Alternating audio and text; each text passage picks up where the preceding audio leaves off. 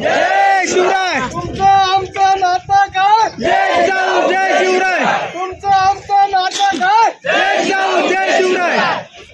या राज्य सरकारचं करायचं काय? खाली मुंडका वर पाय. राज्य सरकारचं करायचं काय? खाली मुंडका वर पाय. मनोज दादा तुम आगे बढ़ो. हम तुम्हारे साथ हैं. मनोज दादा तुम आगे बढ़ो. हम तुम्हारे साथ हैं. एक मराठा. लाख मराठा.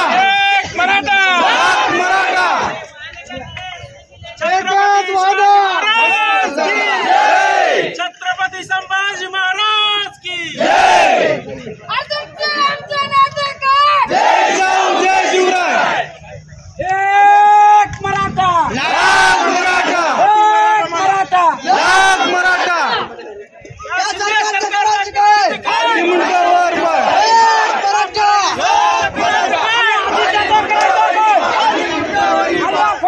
करायचं काय? खाली मुंडका वर पाय. करायचं काय? खाली मुंडका वर पाय. एक मराठा. या असोक्याचं करायचं का? खाली मुंडका वर पाय. असोक्याचं करायचं का? खाली मुंडका वर पाय. सगळ्यांचं करायचं काय? खाली मुंडका वर पाय. खाली करायचं काय? खाली मुंडका वर पाय. अरे गांडू आमदाराचं करायचं काय? खाली मुंडका वर पाय. अरे झगड्याचं करायचं काय? खाली मुंडका वर पाय. तुरी तुरी यक्का.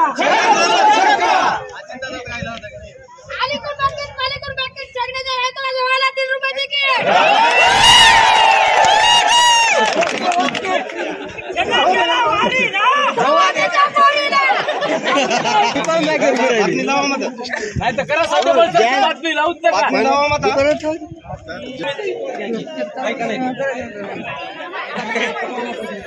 बसून बोलता का? तुम्ही द्या ना थोडी.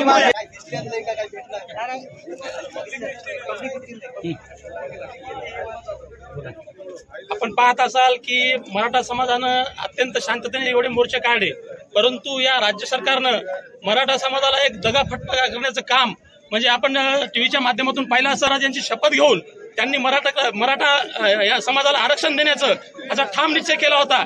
परंतु कुठंतरी आपले हे मराठा समाजाचे मोर्चे कुठंतरी दडपशाहीनं मोडून काढण्याचं काम आणि या राज्य सरकारनं तुम्हाला सांगतो मी की आपल्या सदावर्ते सारखे लोक पाठीशी धरून आपल्या समाजाच्या आरक्षणाला कुठेतरी अडथळा निर्माण करण्याचं काम केलं.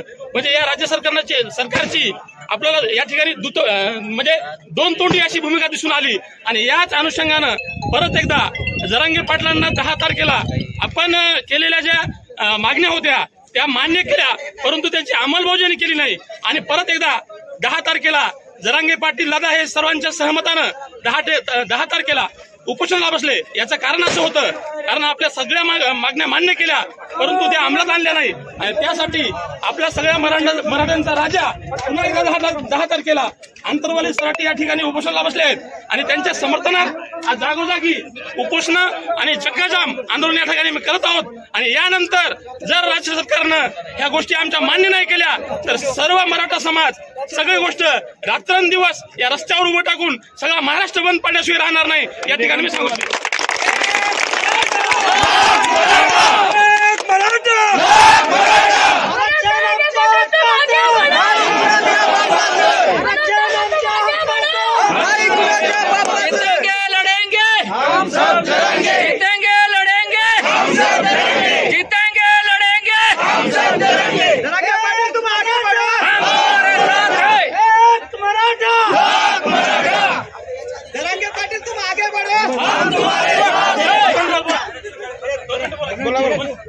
आम्ही राष्ट्रवादीचा आपण आगे बढ़ो.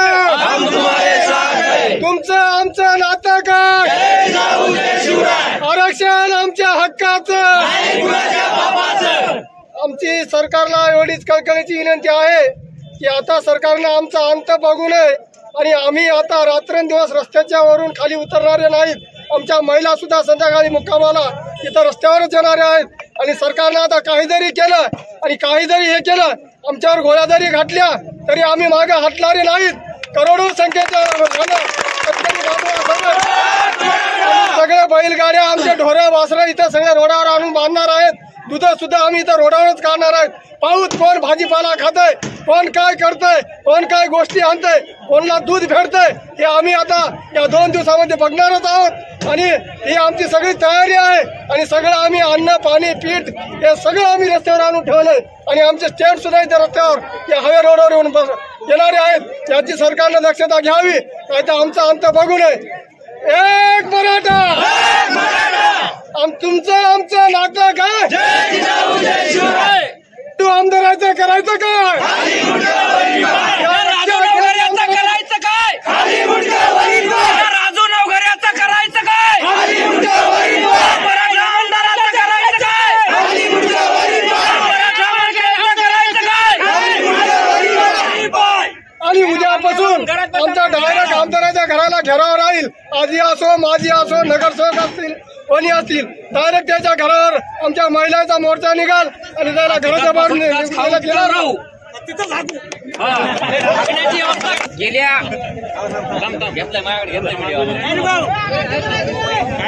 5 महिन्यापासून जरांगी पाटील हे आंतरवालीच्या ठिकाणी बसलेले आहे.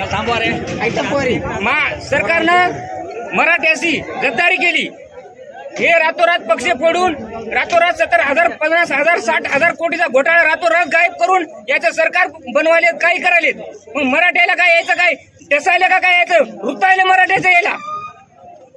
मला एवढं सांगायचंय, या गांडू आमदाराने मराठ्याच्या पोटचे असतील तर यानं येणाऱ्या अधिवेशनात घोषणा करावी, मराठा समाजाच्या बरोबर राहावं, एवढीच माझी विनंती आहे. नाहीतर आम्ही इथून बेमुदत आंदोलन सुरू करू. आम्ही रस्त्यावर उठणार नाही, आम्ही रेल्वे रोखू, आम्ही काही करू. आमचा तुम्ही अजिबात अर्थ पाहू नका, एवढंच मी या ठिकाणी सांगतो. आज इथं सर्व जर मराठा बांधव जे काही जमलेले तर तुम्हाला सगळ्यांना तर माहितच आहे की इथं जमण्याचं नेमकं कारण काय, की आज अशी वेळ आलेली आहे की राज्य शासनानं मराठा समाजावर तिकडे मनोज जरांगे पाटलांचा जीव बेटाकुटीला लागलेला आहे आणि सरकार मस्त